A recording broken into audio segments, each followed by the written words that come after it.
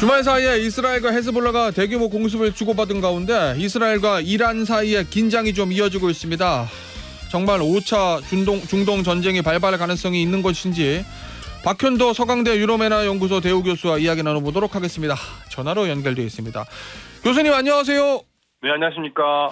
예, 이스라엘하고 헤즈볼라가 25일 새벽이죠. 우리 시간으로 대규모 공습을 주고받으면서 전면 충돌했다. 이런 외신 보도가 있었는데 당시 어떤 상황이었습니까? 네, 그러니까 지난달에 그 헤즈볼라의 제2인자죠. 예. 파드 슈크르를 이스라엘이 표적 살해를 했고요. 예. 거기에 대한 이제 헤즈볼라의 보복성 공격이라고 말씀을 드릴 수가 있습니다. 네. 이스라엘 당국 발표에 따르면 헤즈볼라가 공격을 할 기세를 눈치를 채고 예. 10분 전에 공격을 했다. 무려 움직인 비행기만 전투기만 100대거든요. 예. 100대로 사전에 헤즈볼라가 공격하려고 하는 곳을 표적으로 먼저 선제 공격을 했다라는 거죠. 그래서 예. 이제 헤즈볼라의 공격을 막았다고 그랬는데 헤즈볼라 쪽에서는 아니다. 너희들은 10분 전이라고 그랬는데 우리가 공격하기 30분 전이었다고 얘기를 하고 있어요. 그러니까 헤즈볼라가 공격을 하려고 했던 것은 맞고요. 예. 그러니까 이스라엘은 10분 전이라고 그러고 헤즈볼라는 30분 전이라고. 아무튼 선제 공격을 했고 거기에 굴하지 않고 헤즈볼라도 역시 공격을 해서 서로 주고받았습니다. 아니 그런데 10분, 30분 차이가 사실 전쟁에서는 좀 큰 차이인 것 같긴 한데 네. 이스라엘이 이렇게 선제 공격을 감행한 방어적 차원의 선제 공격이라고 이스라엘은 얘기하는 것 같던데 네네. 그렇게 한 이유는 뭐라고 보십니까? 아무래도 대규모 공격을 받으면은 예. 엄청난 피해를 받게 되죠.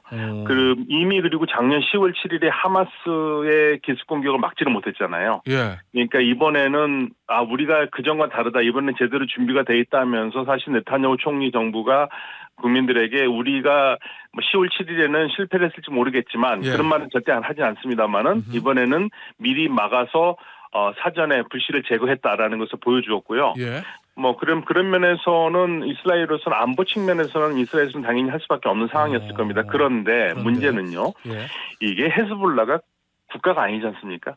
그렇죠. 국가가 아닌 세력과 이렇게 치고 받으면서 소위 말해서 팽팽한 긴장감이 간다라는 것은 이스라엘이 국가로서의 위신이 많이 떨어지는 거죠. 그러니까 이번에 교전에서 사실상 승자는 헤즈볼라라고 할 수 있어요. 그래요? 그렇죠. 왜냐하면 예. 헤즈볼라는 정식 군대가 아니잖아요. 예. 그런데 이스라엘이 계속적으로 이렇게 끌려다니지 않습니까? 그러니까 그러니까 요즘 제가 중동에서 나오는 보도를 보고 분석을 보면은요. 예. 이번에 이스라엘이 분명히 엄청난 화력으로 선제 공격에 성공을 했지만 예. 그러나 지금까지 상황을 보면은 헤즈볼라가 이렇게까지 이스라엘을 괴롭힐 수가 있었을까? 그러면 이스라엘이 약해졌다기보다도 헤즈볼라가 더 강해진 거죠. 그렇게 볼 수도 있겠네요. 예. 네, 그러니까 저는 요즘 그거를 자꾸만 우리 국민들이 잘 이해하기 말씀을 드린다면 예. 우리가 그전에 동남아 축구를 우습게 봤잖아요.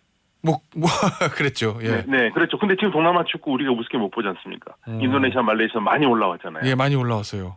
예. 그런 거 같은 거예요. 인도네시아는 이스라엘이 만만치가 않습니다. 그러니까 이스라엘인가 안보 측면에서 굉장히 고민이 깊어질 수밖에 없어요.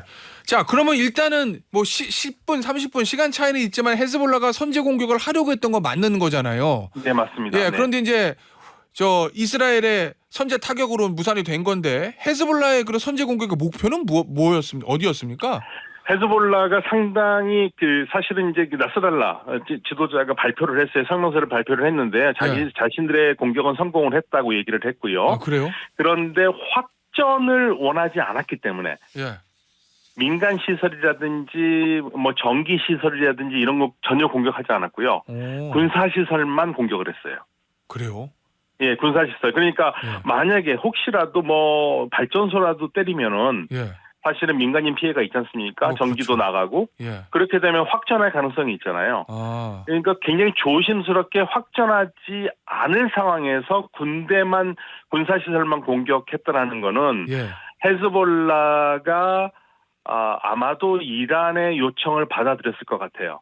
이란은 확전을 원하지는 않거든요. 예. 확전을 원하지 않기 때문에 헤즈볼라가 보복을 하되 제한된 보복을 하도록 유도를 했을 거고요.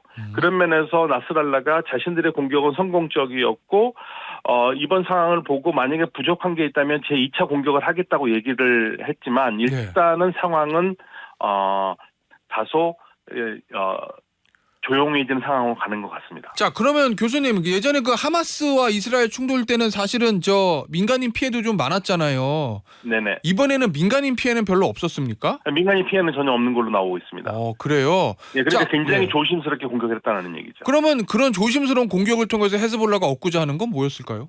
사실 다 보여준 거죠. 많이 보여줬어요. 이번에 그 보도에 나오는 걸 따라 보면은요. 예. 이스라엘이 전투기 100대를 가지고 파괴를 했다고 그러잖아요. 헤즈볼라 시설을. 예. 그런데 2차 폭발이 없었다라는 얘기가 있어요. 그러니까 만약에 공격을 해가지고 예. 그쪽에 굉장히 군사시설이 있고 화약이 있었다면 그 폭탄이 떨어지면서 그 안에서 또 폭탄이 터지면서 2차 폭발이 있잖아요. 예. 근데 2차 폭발이 없었다라는 얘기가 있거든요. 그러니까 헤즈볼라가 하는 얘기는 우리 뭐 이스라엘은 지금 우리 시설을 다 때렸다고 그러는데 우리 진짜 중요한 거는 하나도 못 때렸다. 우리 중요한 건 다 아직 여전히 살아있고 예. 굉장히 신신무기 살아있어서 언제든지 이스라엘 쪽으로 날릴 수 있다라고 지금 얘기를 하고 있는데 그게 어느 정도 사실인지 모르겠습니다만은 예. 양쪽이 정가와 함께 신경전을 상당히 강하게 벌이고 있는 거죠. 그러니까 헤즈볼라는 예. 이스라엘 우리 아직 준비 다 돼 있고 언제든지 공격할 수 있어. 그냥 또 한번 해볼까 이런 식으로 나오고 있어요. 헤즈볼라는요. 알겠습니다. 자, 어제 보니까요. 이스라엘군이 헤즈볼라에 추가 공격을 했다 이러면서 영상을 공개를 했고요. 네. 이란도 복수한다. 이렇게 뭐 보복 공격을 확실하겠다. 뭐 현재까지는 이런 입장인 것 같은데 네. 확정 가능성이 있습니까, 교수님? 아니요. 이란은 분명히 얘기했습니다. 보복은 확실히 할 건데 예. 그 보복의 시점이나 방법은 우리가 결정할 거고 예. 그리고 이란은 이런 얘기를 계속해요. 확전을 원하는 건 이스라엘인데 우리는 확전을 원하지 않는다. 예. 예. 확전을 원하지 않기 때문에 확전으로 가는 일들은 하진 않을 겁니다. 이란이 확전을 해서 얻을 게 없어요. 지금 확전을 가장 원하는 측은 이스라엘의 네타냐후 총리거든요. 역시 뭐 국내 정치적인 문제를 해결하기 위한 그런 것도 있는 겁니까? 네, 본인의 정치적인 문제도 있지만 예. 네타냐후의 꿈은요. 예. 이란의 핵시설을 파괴하는 거예요. 아, 예. 그러니까 어떻게 해서든지 미국을 끌고 들어가서 확전을 해서 미국을 끌고 들어가서 이란의 핵시설을 때리고 싶은 게 아주 제일 원하는 건데 예. 이란이 그거를 왜 들어줘야겠습니까? 그러니까 확전을 안 하려고 하는 거죠. 그래서 지금 계속적으로 이스라엘의 작전을 막고 있는 거죠. 교수님, 이란이 네. 확전을 좀 말로는 복수 얘기하면서 전면전, 확전까지는 좀 부담스러워하는 거는 역시 군사력의 차이 때문인가요? 군사력 차이도 있고요. 예. 이란과 이스라엘의 전쟁이 되지가 않습니다. 확전을 하면 이란과 이스라엘의 전쟁이 아니라 이란과 미국의 전쟁이에요. 아, 그게 부담스러운 거군요, 이란은. 네, 부담스럽고요. 지금 미국이 혹시나 모르는 이란의 보복에 대비해서 무려 미군 해군 전력의 3분의 1을 지금 이란 주변으로 직결해놨거든요. 그래요? 예. 네, 이런 상황에서 이란이 어떻게 공격합니까? 어렵죠. 알겠습니다. 그러면은 이란 입장에서는 나름의 복수는 안 할 수는 없을 거고 네. 확전과 전면전은 부담스럽고 그럼 이란이 선택할 수 있는 카드가 뭐고였습니까? 역시 아마도 제가 예. 제일 좋은 카드는요. 모사드와 관계된 시설 파괴라든지 이란 주변에 있는 모사드 기지라든지 예. 모사드 앙가라든지 이런 거를 파괴하는 거로 아마 보복을 할 것 같습니다. 한다면은요.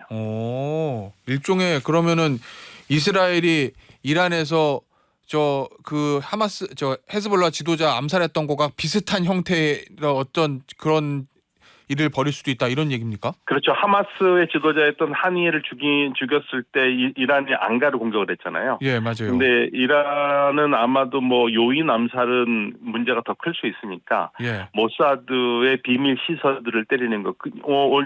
작년에도 그렇고 올해도 그렇고 쿠르드 지역에 있는 앙가를 때렸거든요. 예. 모사드의 앙가를 때렸거든요. 예. 그런 식으로 아마 할 가능성이 큽니다. 그러면 교수님 이스라엘 입장에서는요. 앞서 이제 네. 확전을 원하는 건 네타냐후 총리라는 말씀을 좀 해주셨잖아요. 네네. 이란이 확전, 전면전, 대규모 공습, 보복 이걸로 나오지 않으면 네. 그러면 이스라엘은 확전을 원할 텐데 이스라엘이 먼저 이란을 칠 수도 있는 겁니까?